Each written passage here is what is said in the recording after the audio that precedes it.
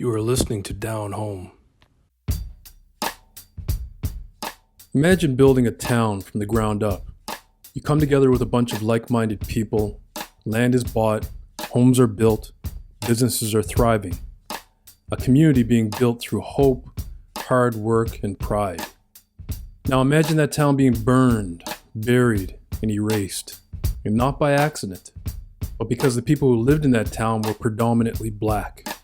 This isn't fiction. This is America, and Canada too. This history doesn't show up in most textbooks. It's not featured in your average classroom. But this did happen. And this is a history that cannot and must not be denied. I'm Derek Wise, and on behalf of Jay Jones, welcome to Down Home, the Canadian experience from two black men. Breaking new ground, breaking new ground, breaking new ground, sip of breaking new ground, breaking new ground, breaking new ground, sip of breaking new ground, breaking new ground. All right. So the thing that I found in this reason, number one, there's way too much information. It was overwhelming. It was overwhelming, honestly. Yeah. And the other thing that I found, there's basically three reasons for like a town to be a predominantly black town to be wiped off the map. Number one was violence, which we've talked about a lot. Yeah. Number two was literally that the town was almost starved by by the people around, like literally the white inhabitants, that their neighbors either wouldn't do business with them or wouldn't sell them land and things of that nature. And the third reason was literally corporate or government greed. Yeah. What did you find, man? Yeah, well, I mean, I found it overwhelming because there's so many towns that I didn't realize. And what really got me was just some of the things that you said. These were most of the population, actually. Black America was in the 90% of the population was in the South, and then over the years after the Civil War and the Great Migration, they went to different places of industry and made these places settlements like Oklahoma, Virginia, all these different places where they set up communities, and they were often thriving.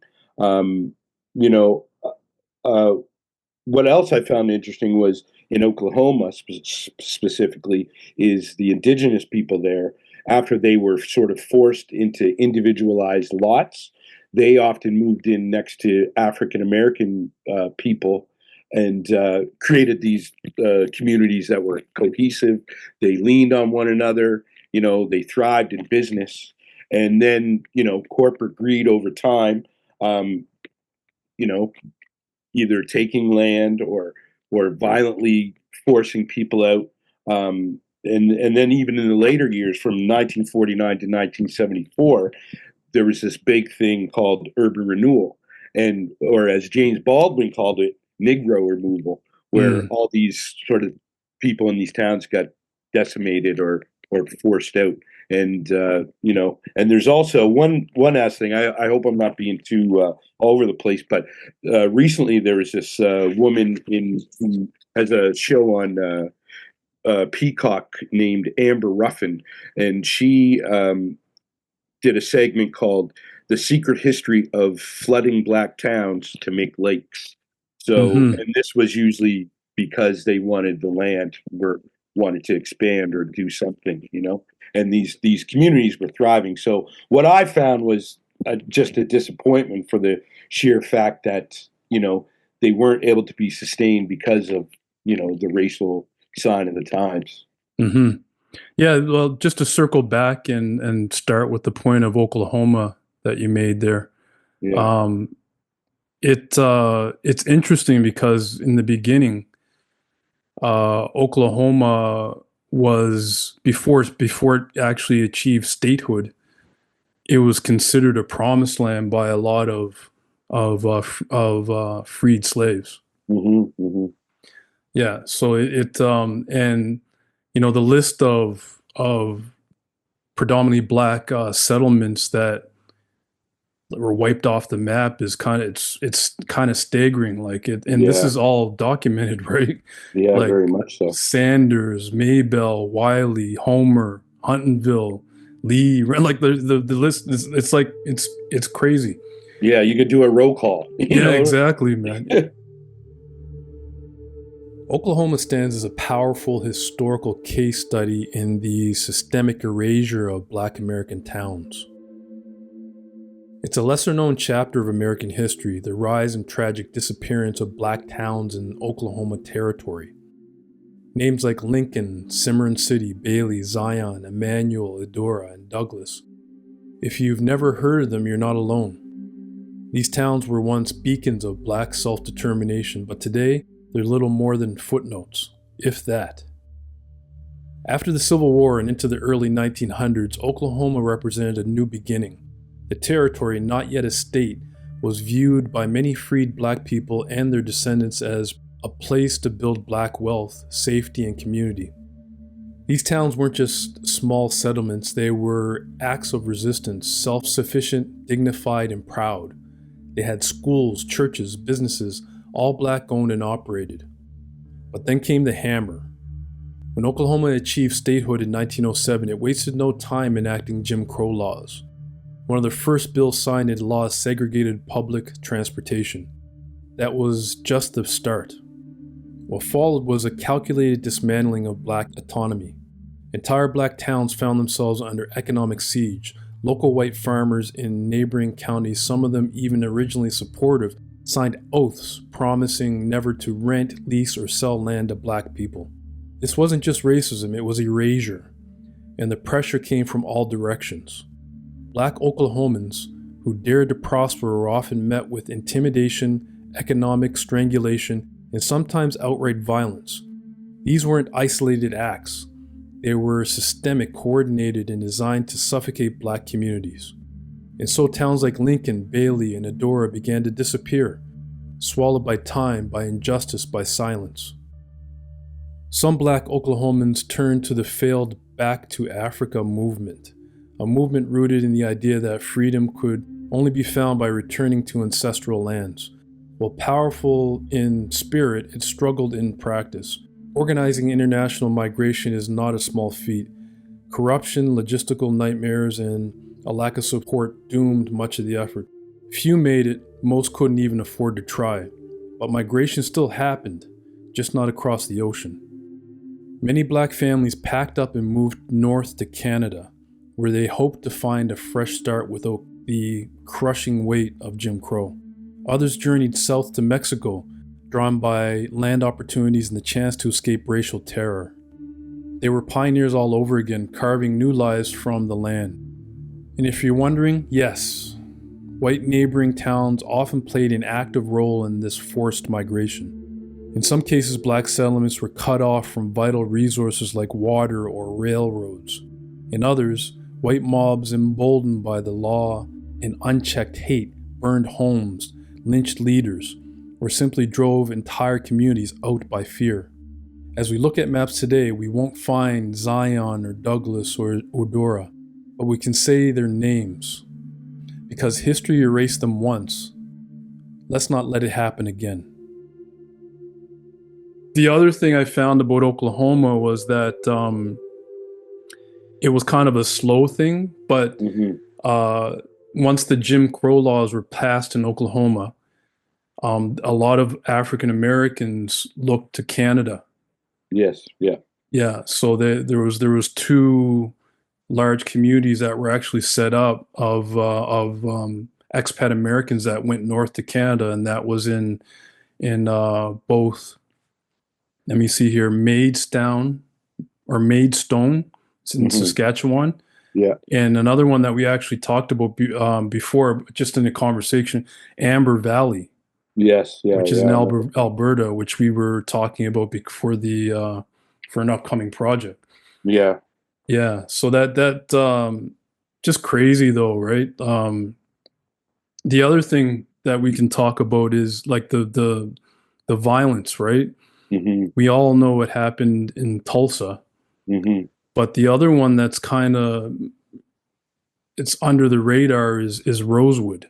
Yeah, that's definitely one of the big ones. It was actually a movie directed by John Singleton in Mm, 1997. I did see it. Now I'm going to go back and watch it because I didn't know what I was seeing at the time. You know what I mean? hmm. What happened in Rosewood wasn't a tragedy of nature. Not a fire, not a storm. It was mass murder, a massacre. It all began on January 1st, 1923, in the neighboring white town of Sumner. A white woman named Fannie Taylor claimed she had been attacked in her home by a black man. It was a false allegation, one she later admitted was meant to cover up an affair with a white lover. It's a false allegation that has been repeated over and over again to this day. If a white person finds themselves in trouble, blame that black guy. Within hours, mobs of white men armed with guns, torches descended on Rosewood.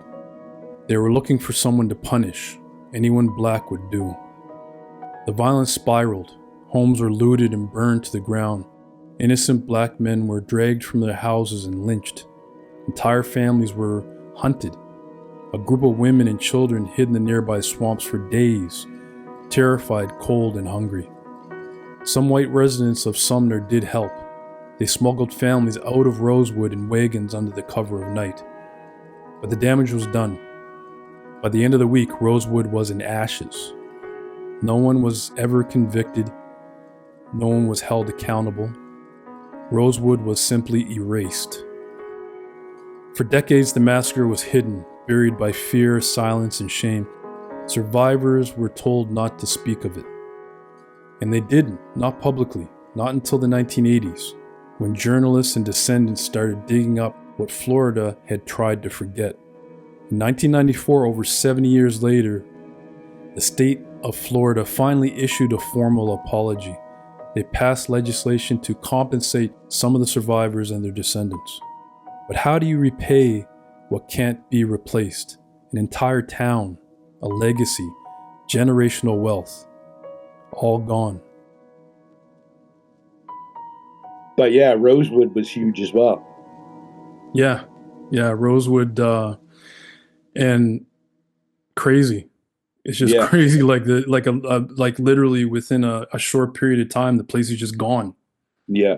And Right? sadly, a lot of it, a lot of these men, black men, were often accused of, doing something to a white woman. In in a lot of the cases, not all the time, but a lot of the cases, it was, a violent retaliation for that so-called, accusation, which a lot of the times weren't even true.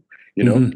there was one famous one. I think it was Grace uh, something Grace was her name. She was actually she was having an affair with a black gentleman from a neighboring town, a black settlement, and once she got caught, she said there was five men who tried to rape her and everything, and then it was there was a big riot that came out of it, and that's what's sad about it. So it's either that or this urban renewal, or or just something that economically wasn't feasible having the town around. You know what I mean? They just Yeah, couldn't coexist.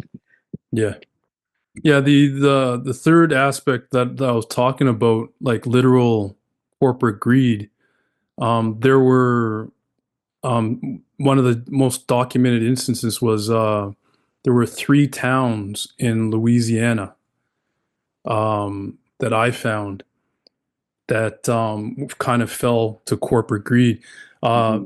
and two of them fell to Dow Chemical Company. Oh, Literally, really? man. Yeah, Yeah. yeah. Like literally, the town was there already. Hmm. Dow Chemical Company sets up a plant and starts polluting. Wow. Yeah, I know, man. Yeah, that's crazy. Yeah, Yeah. but yeah, man, and like it's and as far as recent history is concerned, the third one, Sunrise, Louisiana, that happened in 1972, mind you. Wow.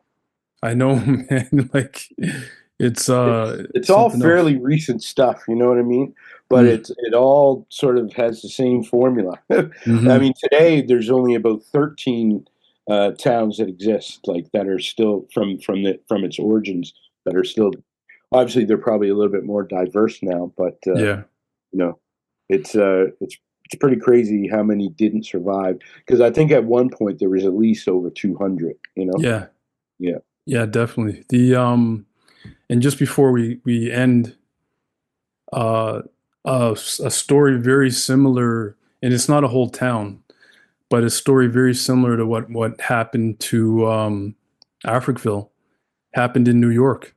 yeah. Seneca Village. Seneca Village, man. Yeah, Like, yeah, like literally a nice little hamlet yeah, where Central Park is today yeah, yeah. was actually a small little Settlement. village Yeah. of mostly black-owned land.